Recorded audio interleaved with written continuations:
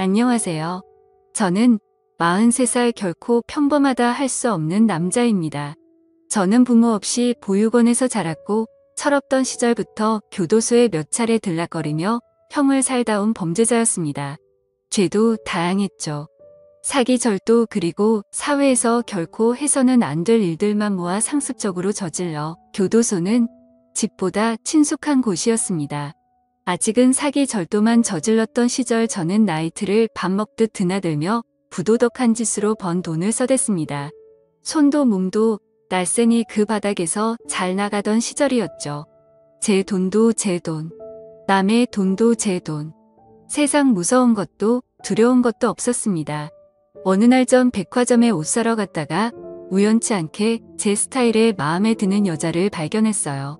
백화점에서 문화의 날인가 하는 행사를 진행하는 것이었는데 그곳에서 피아노 연주를 한 그녀를 본 거예요. 너무 아름다워서 넋이 나갈 정도로 한참 봤네요. 전 공연이 끝난 뒤 피아노 그녀에게 다가가 조심스럽게 작업을 시작했습니다. 보니 저보다 2살 연상이더군요.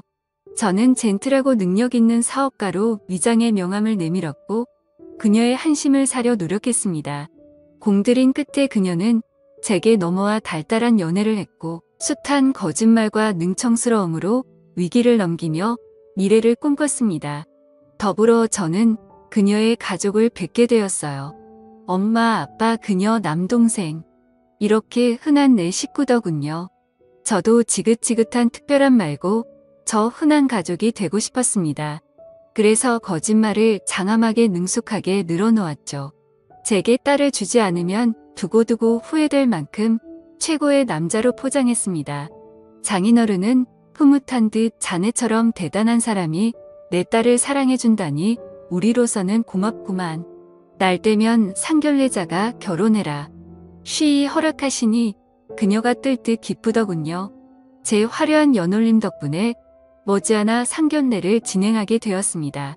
결혼 대행 서비스로 나온 완벽한 가짜 부모님과 상견례를 진행하니 감쪽 같더라고요.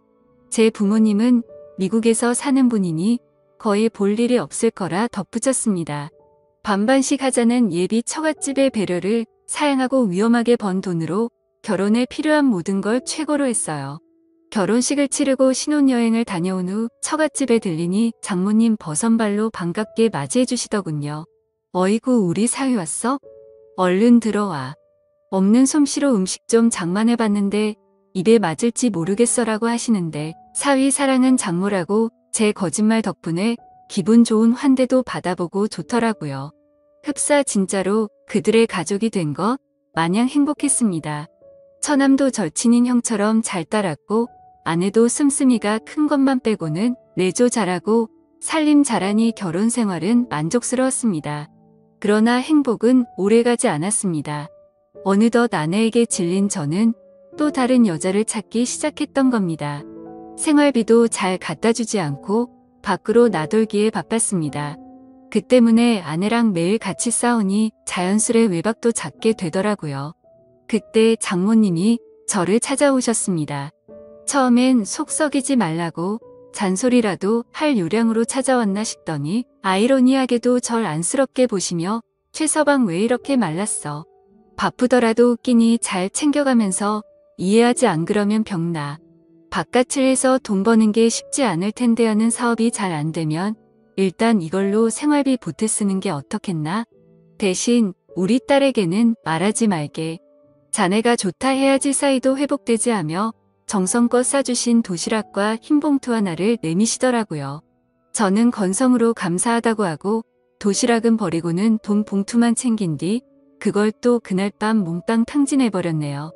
덕분에 아내와는 골이 깊어질 대로 깊어졌고 이어 돌이킬 수 없는 사건이 터져버리고 말았습니다.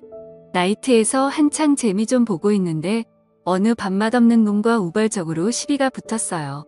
결국 그 사람과 옥신각신하다 저는 사고를 치고야 말았습니다. 두려움에 몸이 부들부들 떨리더군요. 멍청하게 넋놓고 있는 바람에 경찰한테 현행범으로 잡혀갔습니다. 집안에서는 난리가 났어요. 처갓집은 저로 인해 대참사를 맞게 되었습니다.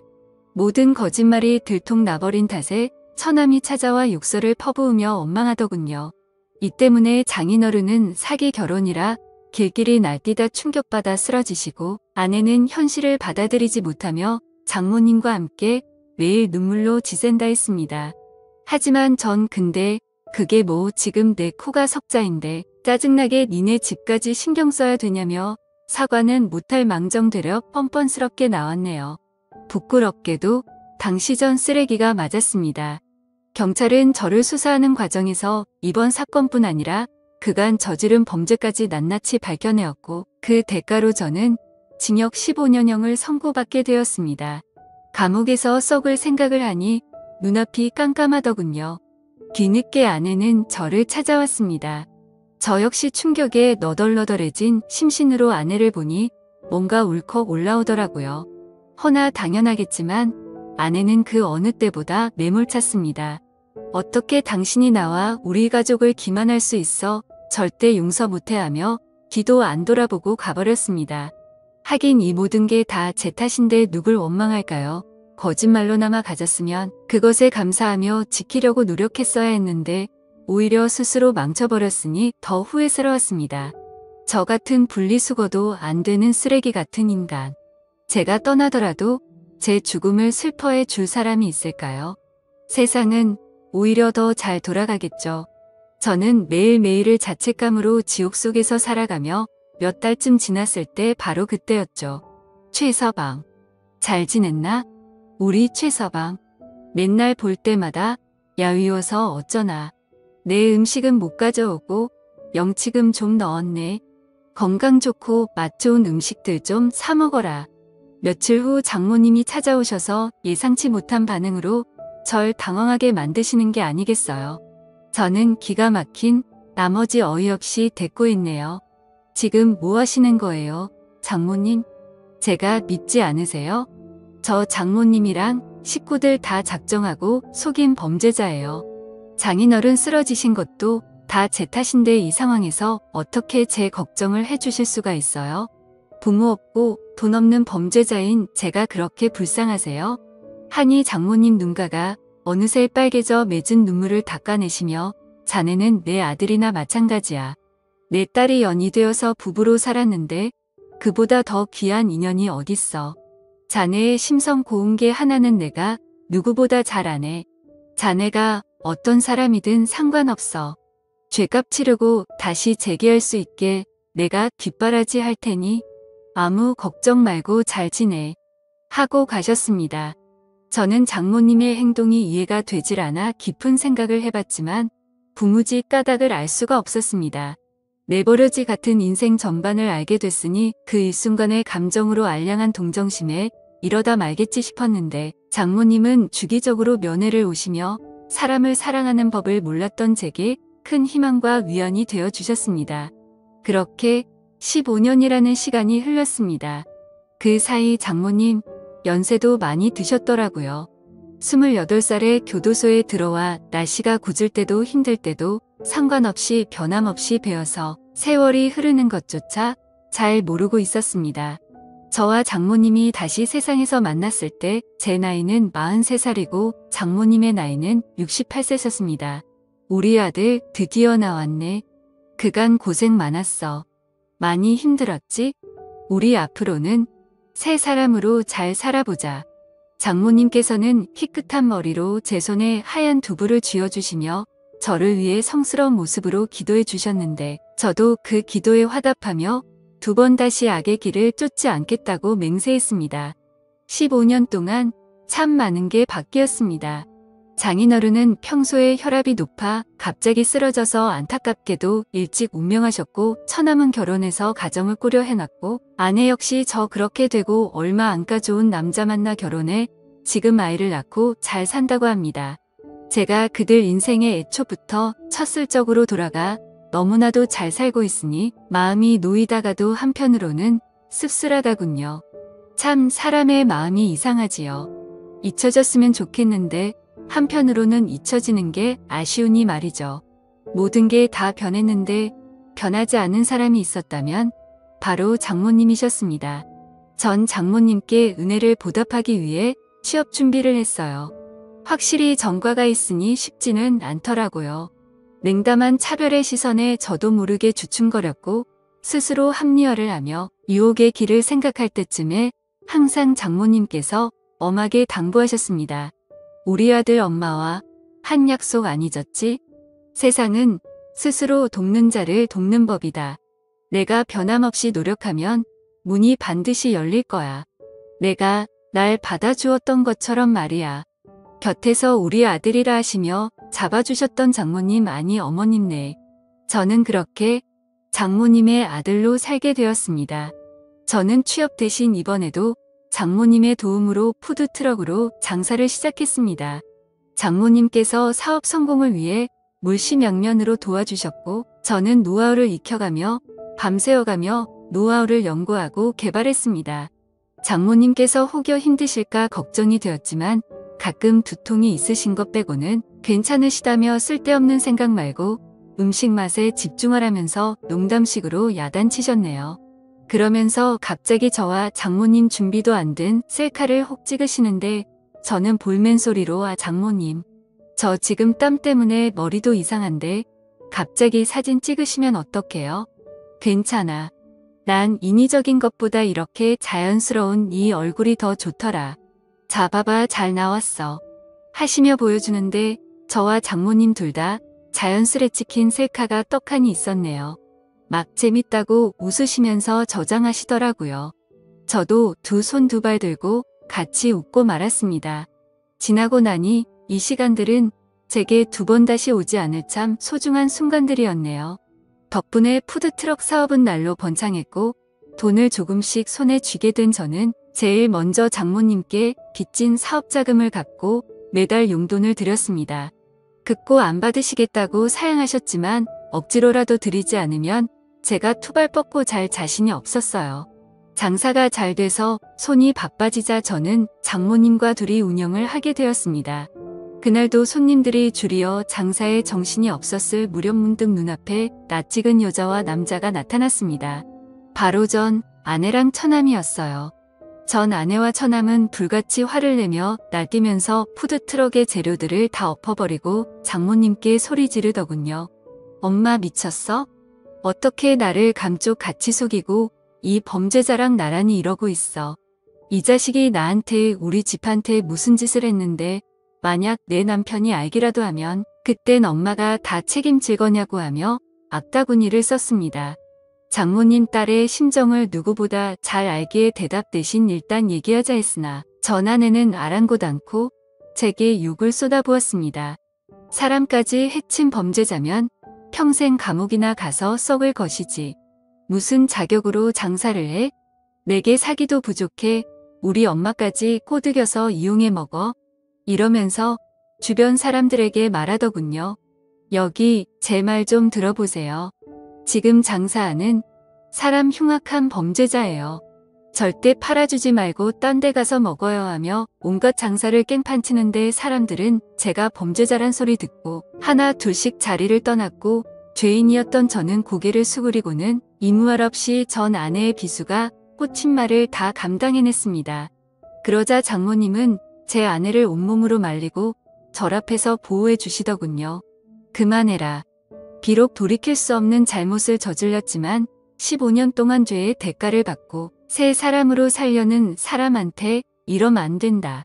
이 사람도 괴로움에 15년간 제대로 못 살고 진심으로 반성하고 있어. 살려고 아등바등 겨우 숨통 트였는데 한때 남편이었던 사람 목숨줄 굳이 끊어야겠니? 그래서 15년간 감옥 수발까지 한 거야 엄마가. 진짜 왜 그래? 정신 차려 엄마.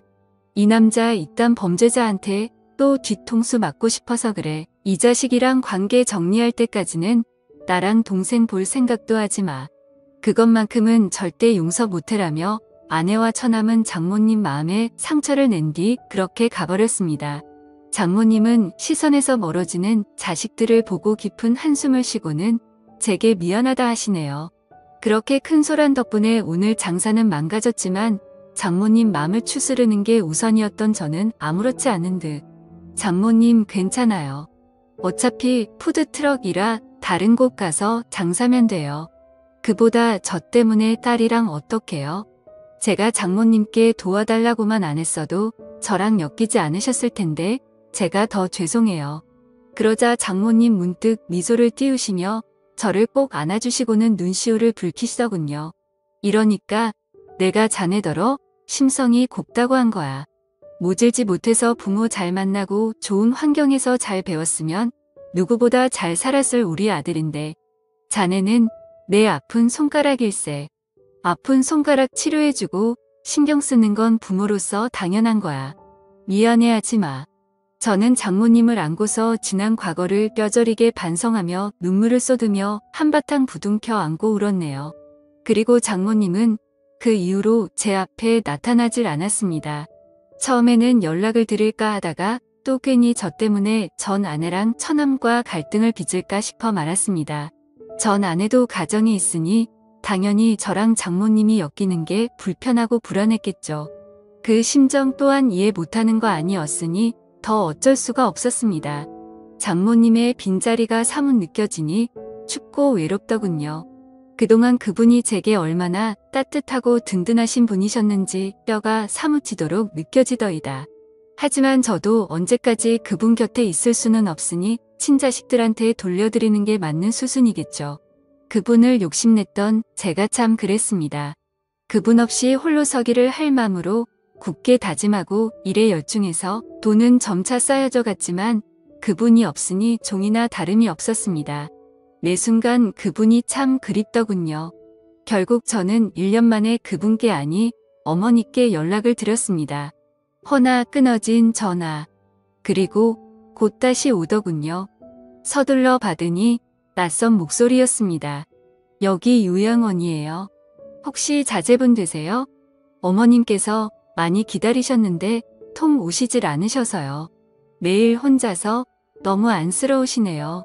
저는 마음이 북받쳐 오르면서 거기 어디 요양원이냐고 물었고 장사고 뭐고 뒷전으로 한 채 어머님이 계신 요양원으로 달려갔습니다. 그리고 그곳에서 저는 그토록 그리워한 장모님, 제 어머니를 마주했네요. 엄마 저 알아봐요? 엄마가 15년 동안 나 보살펴 주셨잖아요. 엄마가 나 살려줘서 지금 이 자리에 있는데 내가 살 수 있는 이유가 됐는데 왜 엄마는 아파야 되냐고요. 엄마는 10개월 전 뇌졸중으로 쓰러져 이곳으로 왔다고 했습니다. 건강한 모습으로 제게 다정하게 웃으셨던 그분이 차마 말로 담지 못할 슬픈 모습으로 절 향해 눈물을 떨구시고 미소를 짓고 계시더군요. 아들이라는 입모양만 힘겹게 움직이며 제게 손을 내미셨습니다. 그토록 잡고 싶었던 장모님의 손을 붙잡고 제 감정에 취해 울고 또 울었습니다. 장모님 속상할 것 뻔히 알면서 감정 다스리기란 쉽지 않더군요. 전 아내도 처남도 자식이란 것들이 요양원에 모셨으면 잘 보살피기라도 할 것이지. 이딴 식으로 소중한 분을 내팽겨 치고 살아가고 있다는 게 참 괘씸했습니다. 찾아가서 다 뒤집어 엎고 싶었으나 엄마의 살과 뼈로 만들어진 사랑하는 자식인데 그분의 핏줄을 제가 어찌 감히 건드릴 수 있을까요? 그저 죄의 대가를 하늘에게 떠넘기며 그 누구도 미워하지 않기로 안간 힘을 썼습니다. 뇌졸중 때문에 말씀이 힘든 상황에서도 불구한데 휴대폰을 늘 갖고 계셨다 합니다. 바로 휴대폰 안에 사진들 때문에요. 사진첩들을 보니 장모님의 가족 사진들이 수백 장 있더라고요. 전 아내와 처남의 가족들도 처음 보았습니다. 환하게 웃고 혼잣말을 취하고 있는 사진들 중에 어느 바보같이 나온 우스꽝스러운 사진이 제 시선을 사로잡더군요. 바로 장모님께서 훅 들어와 찍은 바보같이 나온 저와 장모님의 셀카였습니다. 뒤늦게 본 배경화면도 그 사진이더군요. 장모님은 주로 사진을 보시며 시간을 보내시는데 그 사진을 제일 오래 보시며 시간을 보내신다고 하던 말이 사람을 얼마나 복받치게 하던지요. 엄마 내가 보고 싶었으면 얘기를 해야죠. 왜 기다리고만 있었어요. 괜찮아요. 이제 내가 찾아왔으니까 이제 내 차례예요. 내가 자식으로서 엄마 곁을 지킬게요. 그렇게 모든 사람들에게 당당하게 내 엄마가 그분이고 그분의 자식이 바로 저라며 자랑스럽게 얘기하고 다녔습니다. 내 어머니 이제 내가 돌봐드릴 테니 걱정 마시라고 앞으로 요양원비도 필요한 치료 비용도 제가 다 내겠으니 보호자는 제가 하겠다고 자처했고요. 이 소식을 들은 전 아내가 제게 전화와서 혹여나 양자로 입적해 재산 노를 생각일랑은 꿈에도 말라며 선을 그어놓은 거 내 엄마 나한테 준 것으로 재산 값어치 이상했다며 오히려 고맙다 했습니다. 저는 낮에는 장모님을 찾아가 같이 시간을 보냈고 밤에는 푸드트럭 장사를 하며 생계를 이어나갔습니다. 이렇게라도 엄마를 모실 수 있으니 너무 행복하고 좋았네요. 우리의 만남은 완벽한 해피엔딩이었습니다. 그리고 해피엔딩 그 이후의 일은 묻지 마십시오. 제 입을 고이 닫으려 합니다. 그분이 제 곁에 계심으로 전 사랑할 줄 아는 방법을 배웠고 사랑을 나누는 방법도 배웠습니다. 허니 어머니께서도 제 고백을 알아주셨으면 좋겠습니다. 당신이 내 인생에 참 간절한 존재였다는 걸 말입니다. 여러분들의 생각은 어떠신가요? 여러분들의 생각을 댓글로 남겨주세요. 감사합니다.